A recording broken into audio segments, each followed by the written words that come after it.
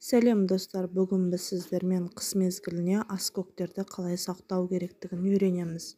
Мен бақшамда өсіп тұрған қызыл және жасыл болгарский алдым және жанду алдым. Екеуін жақсылап жуып, тазалап, араларында дәнектерінен арылтып аламыз және өзімізге ұнайтын пішімге салып турап аламыз.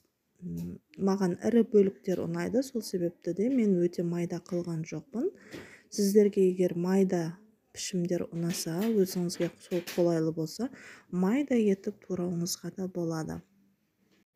Осы аскөктерімізді жақсылап турап алып, үлкендеу ыдысқа салып, араластырып, кішкене қылып пакет қалталарды бөліктеп тігіп алсаңыздар да болады. Мен солай жасап алдым. Алдын ала кішігірім қылып тігіп, және соған салып, асыздан бір тамақтық қылып, морозильник, яғни тоңазытқышқа тастадым.